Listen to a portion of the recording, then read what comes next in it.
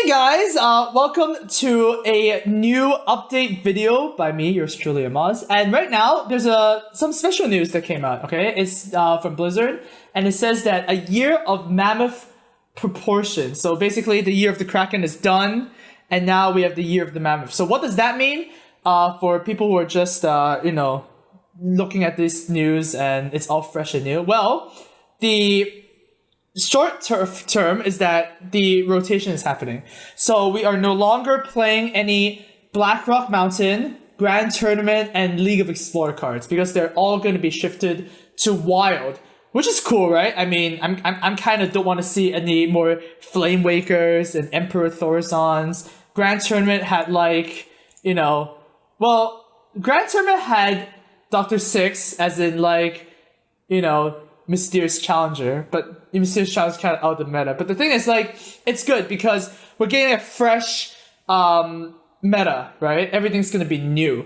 The only cards that are going to be kept in standard right now would be the newest expansions. So that would be Karazhan, Whispers of the Old Gods, the new set that's going to come out, and Classic. It's Classic and Basic, that kind of thing. So those are the only sets that are going to be the standard format, which is like the competitive format, if you may. So that's cool.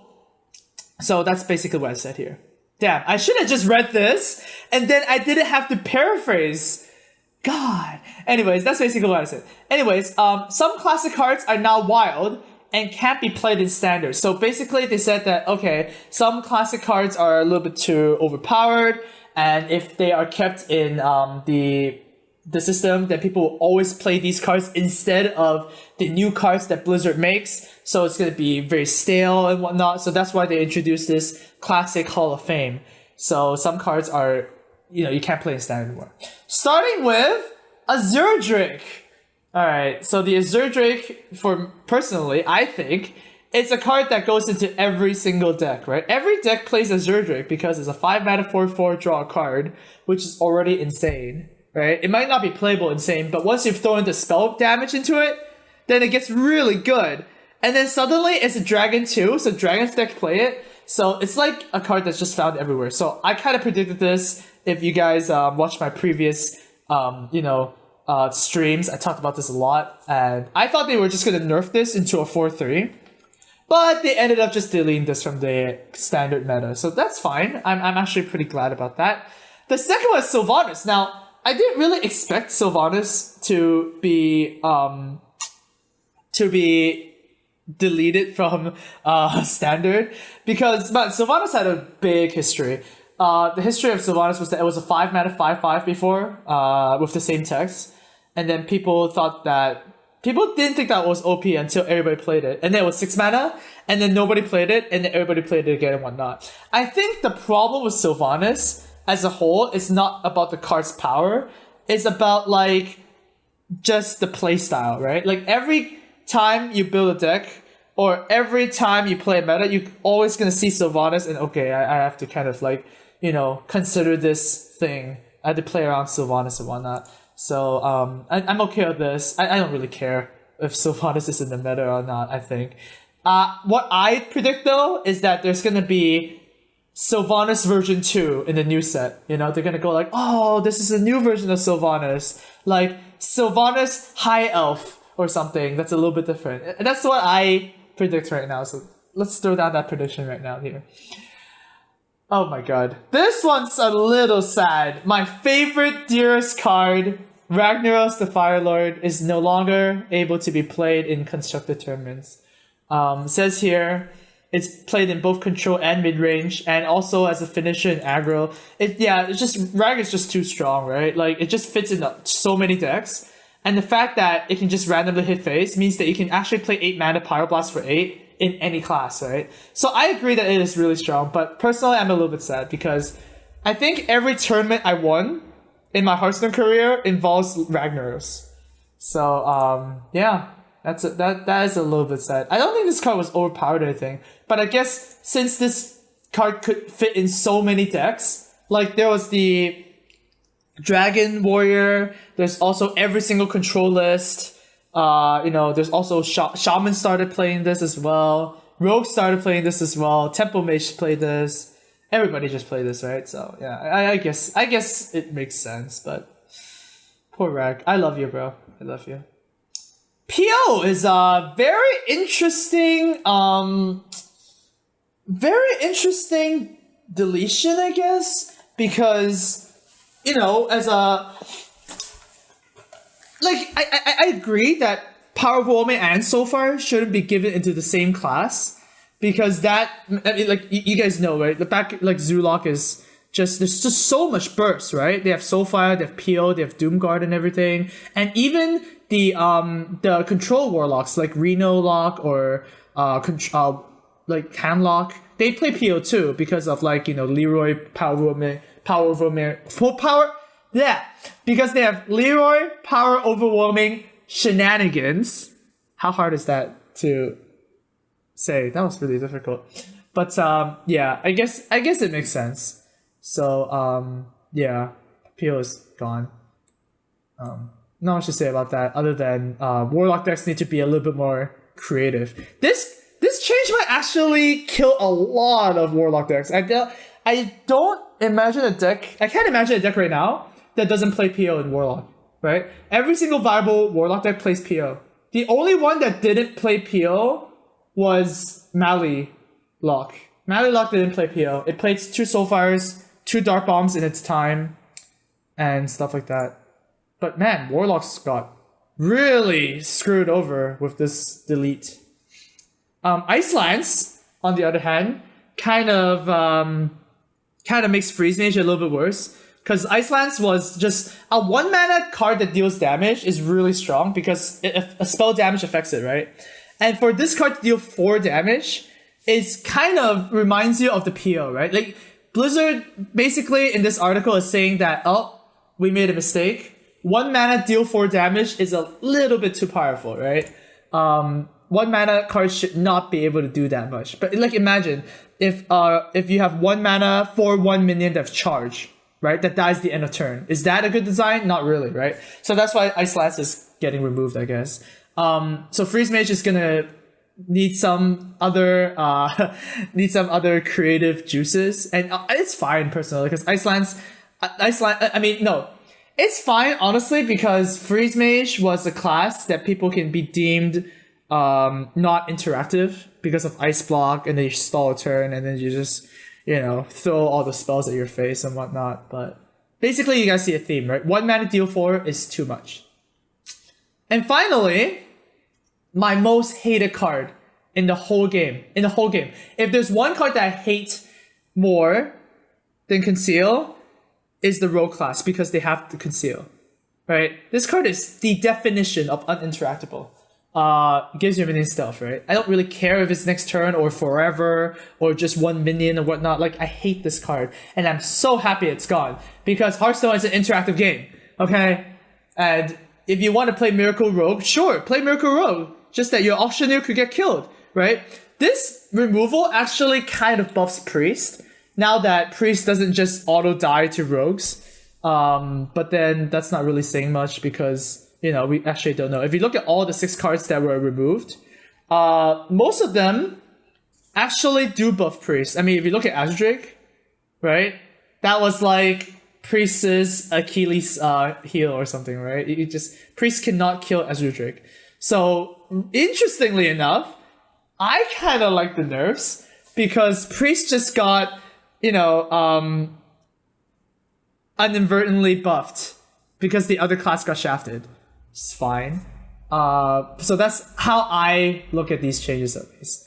I'm okay with most of these changes. I agree with most of these. I just don't like removing cards from standard instead of just changing them up. I mean, Conceal could be 3 mana. I think that would be fine. But I guess they just didn't want people to always see the card, so that's fine.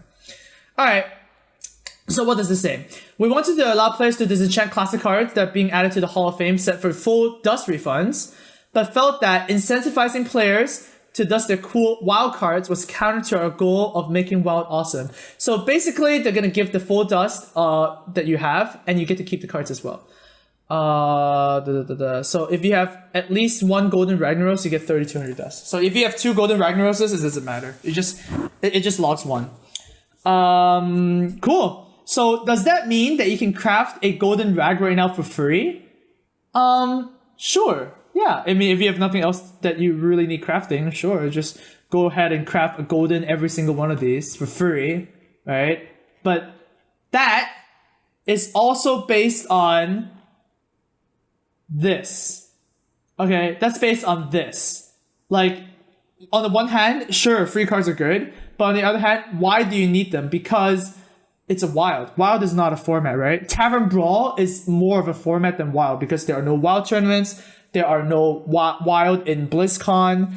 Nobody likes wild. Wild is a dead format. Okay, let's be honest here. It might be a great format, but nobody plays it. At least there's no reward or incentives to play it, right? You can't even get ranks doing wild towards your BlizzCon points or anything, right? But they said in this paragraph that the wild format is going to be more exciting than ever before. For our players that enjoyed playing wild in 2017, we'll be supporting it in more ways.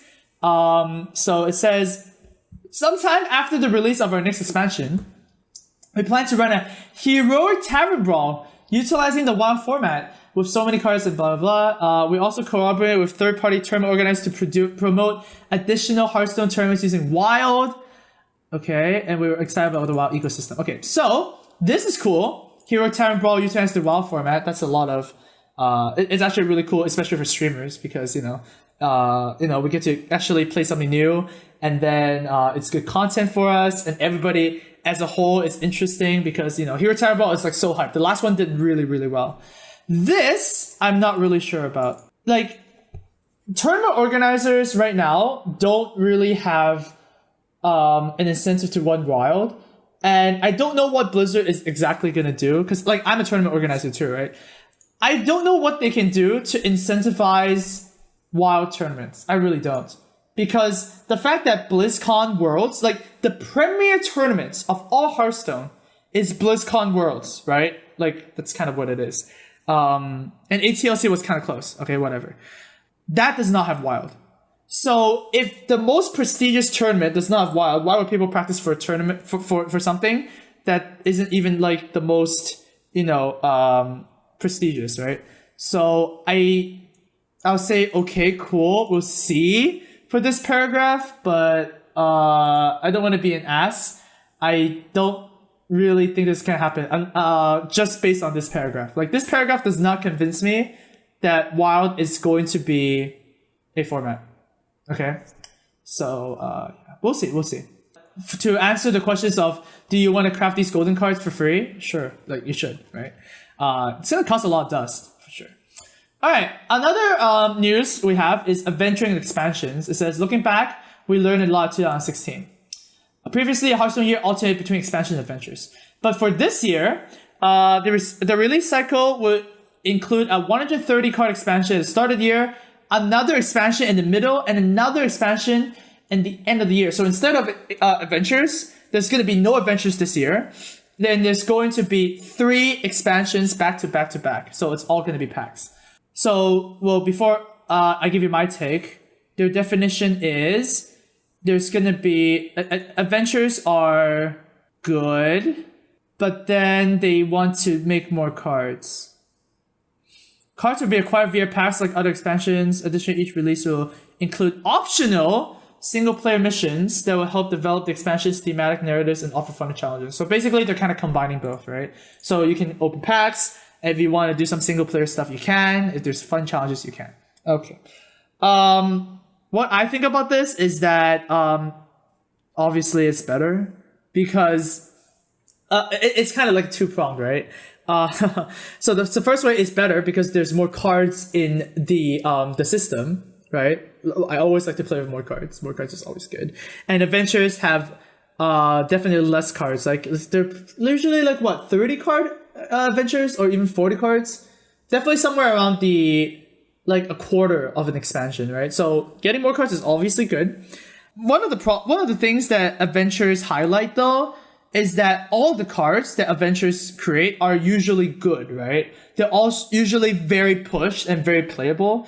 And it dates back all the way back to Naxxramas. When Naxxramas was released, it was crazy because there's so many playable cards. Karazhan, not too much, but since there's going to be a rotation, maybe some Karazhan cards are going to be playable now. Now that, there's so many cards being just, rotated out, right?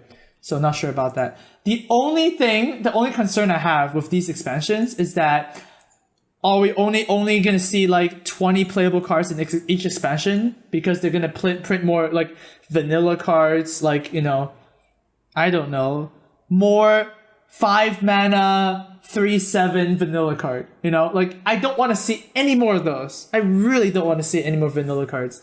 And if that's going to happen, like then this doesn't really mean too much, honestly, in terms of like card diversity, because if they're going to introduce, a lot of fringe playable cards and just like totally bad cards, then this is effectively the same as an adventure.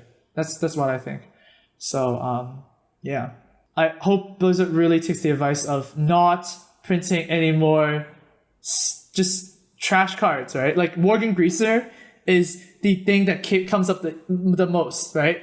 Not played in Arena, not playing Constructed, not playing in Tavern Brawl, not playing Wild. Why is that card there, God, that's so bad. And the argument of pack fillers, like, oh, we need some shitty cards so that, the expansion looks bigger, and then the packs are better when you open that big card because you get shafted that much with the 6/3. Look, that's a terrible argument. No, I hate that.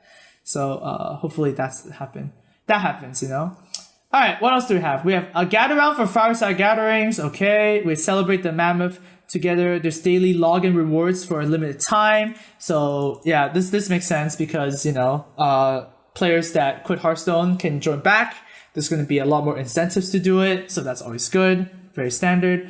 And finally, there's going to be a new rogue hero, Maiev Shadow Song, and it is eager to become a part of your Hearthstone collection after 10,000 years of tolerating bad. You are not prepared, Jokes from Ilan. Okay, that's cute. And you get this by winning 10 games of Hearthstone in standard, ranked, or casual after the expansion officially launches. So the next expansion. That's cool. So that's basically like free hero for everybody. So that's pretty good. That's good. I'm happy with that. And yeah.